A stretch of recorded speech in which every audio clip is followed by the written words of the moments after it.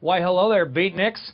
Welcome to Beat the Q. I'm your host, Matthew Patrick Davis, and we are coming to you live from our studio in the City of Angels. Welcome back to those of you who stormed the beach on our last game. Are you guys still reeling from D-Day? That terrible tragedy in our nation's history when thousands of people got a question wrong and beat the Q? Yeah, that's right. D-Day basically stands for Day-Day. Did you guys know that the Q in Beat the Q also stands for day? Doesn't seem like it would, but it does. Okay, so if this is your first time here, welcome. Hit us up in the old chat there and let us know how your Tuesday's going. Don't be shy. It looks like we've got a great crew assembled and ready to get their game on, including Christine Williams from Atlanta, Rick Sherrill from Detroit, Eugene Bai on his back. He survived D-Day in the last game. Robert B. is back as well. He also survived the D-Day question. Okay, it is Tuesday, March 6th. The Day-Day, also known as National Oreo Day. The Humble Oreo is the world's best-selling cookie, creaming the competition since they made their debut in 1912. And while Oreos are known for being pretty sweet, I know something even sweeter, winning some cold hard cash, baby. Now, to play Beat the Q, you'll need to be logged into your Top Buzz or Buzz Video account. If you don't have one, close out of the game and create one using your Facebook, Twitter, or Gmail. The rules are simple. I will present you with 12 trivia questions, and you will try to answer them correctly. You'll have 10 seconds to answer, and once you've made your decision, you can't change it, so choose wisely. If you answer all the questions right, you can win or split our cash prize. But as soon as you get a question wrong, you're done. In honor of Oreo Day, you'll be playing for a double-stuffed cash prize of $5,000.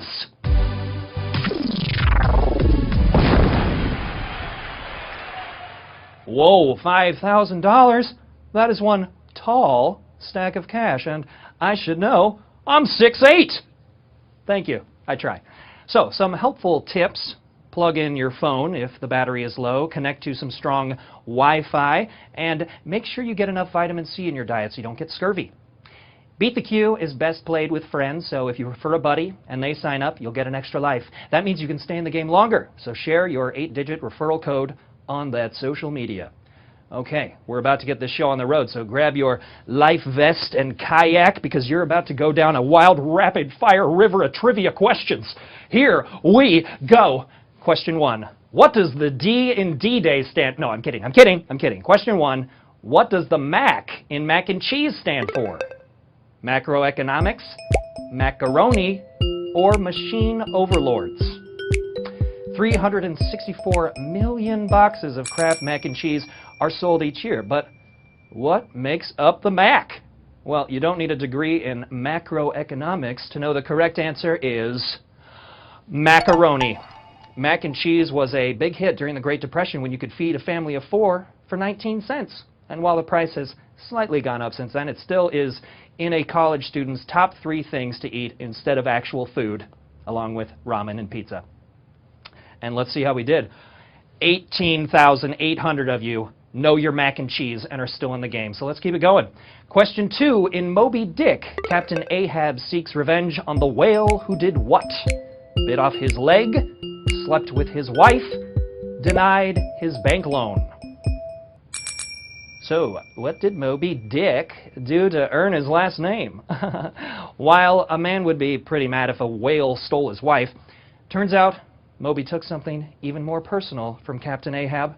And no, he didn't ruin his credit rating. Moby Dick bit off his leg!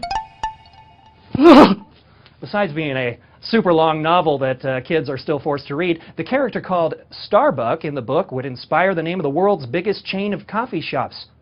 I wonder which one. Guess we'll never know. And it looks like this question didn't sink many of you, with 17,787 still in the game, picking the right answer. Here's your next question. Which movie wasn't adapted from a novel? A Clockwork Orange, Twilight, or Kung Fu Panda? So, which movie hit the screen, but not the shelves? Well, before Twilight became a film franchise, the book was making tween girls dream of dating a dead guy back in 2007. And before A Clockwork Orange was singing in the rain in theaters, it started as a novel in 1962. That makes your answer Kung Fu Panda. Combined, the three Kung Fu Panda movies have made almost $2 billion worldwide, finally dispelling the old myth that movies about black and white bears don't perform well overseas. Progress. And this question only knocked a few of you out with, a combined total of like 3,200 people and 14,000 still remaining, mastering the ancient art of beating the queue. Let's keep playing. Question 4. Who are the brothers that are credited with the invention of the airplane?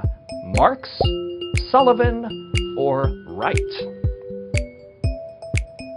So, who were the first two brothers to get high? While the Marx brothers took off in the 1930s, they were famous for being funny, not flying, and the Sullivan brothers made history for sinking, not soaring in a plane. So, if you picked right, you picked right! The Wright brothers made the first successful flight in 1903, and just 1 year later, the first stand-up comedian would make a bad joke about airplane food. And unfortunately, this airplane question crashed about 600 of you people, and crashed your chances of winning. I'm sorry, you are out of the game, but many of you are still with us, so let's fly on over to question 5. What city's baseball team are the Orioles? Baltimore, Detroit, or Pittsburgh? So, where did the Orioles build their nest? Before roosting in their current home, the team spent 52 years as the St. Louis Browns. But in 1953, they made the move to the location of HBO's The Wire and Hairspray the Musical. Yes, good morning, Baltimore! Thank you. After relocating, the team decided to switch it up, picking the name of Maryland's state bird, the Oriole, as inspiration. And this question caused some of you to fly the coop. But congrats to the winning number of, 12,000 people who are still flying high. If you're out of the game already, don't forget we go live every single day. We have 2 games all week. The first at 4 p.m. Pacific and the second at 7 p.m. Pacific. So be sure to come on back. Here's our next question.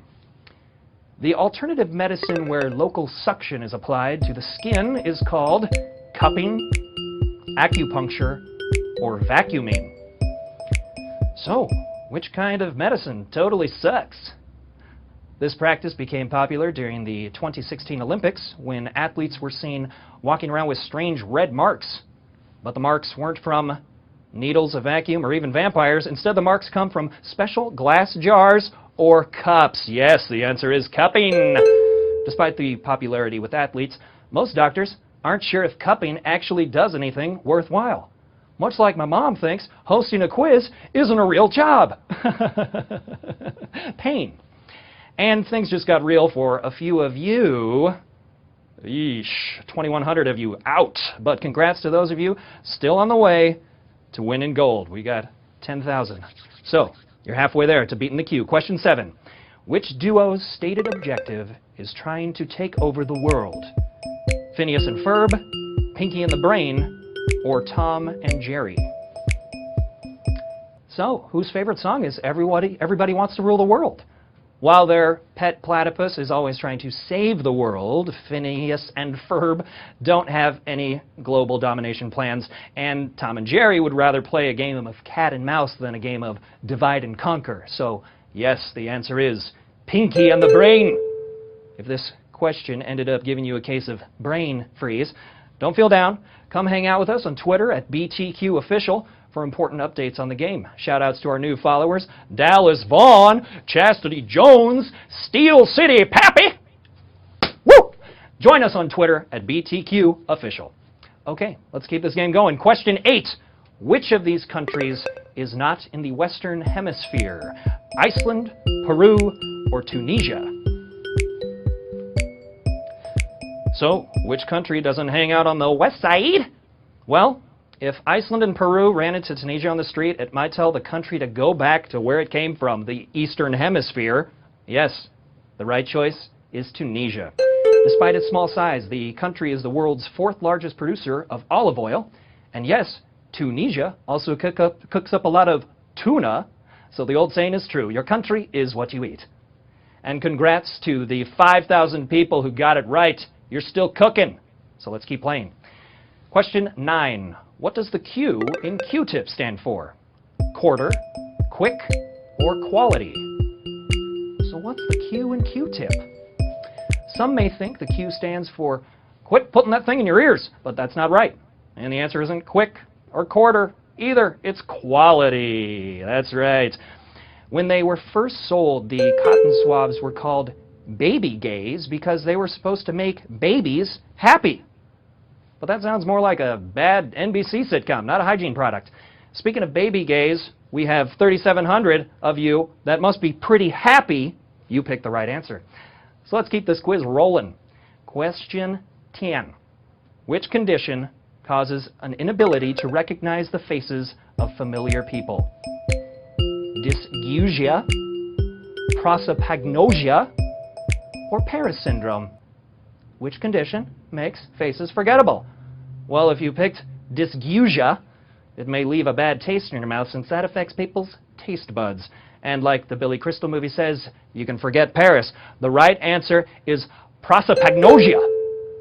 You know, Brad Pitt once said in an interview that he suffers from this condition, but he's never been tested. I mean, because when you look like Brad Pitt, why would you even bother remembering anyone else's face? You're gorgeous. Now, congrats. If you're still in the game, we have 2,100 people in the home stretch. 2 more Qs to beat. Question 11. Who is not a character in the sequel novel to Forrest Gump? Ronald Reagan's twin, Jenny's ghost, or Tom Hanks? That's right. In 1995, Forrest Gump author Winston Groom released the sequel novel, Gump & Co., which featured some pretty crazy characters, but who didn't make the cut? While Jenny's ghost makes an appearance early on, the book gets even weirder when it decides to go meta, and our hero, Run Forrest Runs, into actor Tom Hanks. Yes, this means the right answer is Ronald Reagan's twin. The book was all set to become a movie until it got stuck in developmental hell. And while you may be stuck in quiz hell, if this question knocked you out, congrats to the 929 people still in the game, because you have made it to the moment of truth. It is time for the final question.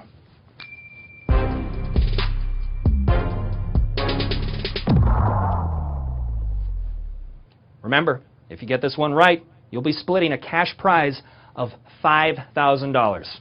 Here we go. Question 12. Before it can be used in a major league game, a new baseball is blessed by a priest, rubbed with mud, or polished with wax. So, before you can play ball, what happens to the ball? While having a priest bless the ball sounds like a good way to increase your chances of winning, the answer is rubbed with mud. That's right. The special MLB mud comes from a secret spot just off the Delaware River and is supposed to help give pitchers a better grip. Speaking of grip, some of you never lost your grip on this quiz because you just beat the Q!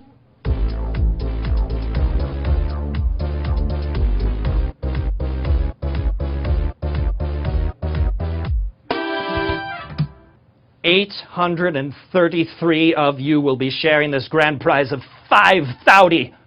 Congratulations. I am so proud of you. Congrats to all of our winners. If you beat the Q today, make sure to tell your friends about it on social media so they know that the Oscars aren't the only place for winners this week.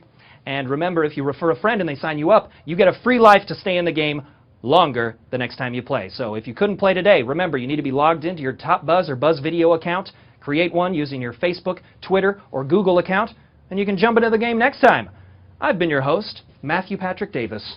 And until next time, thanks for playing Beat the Q!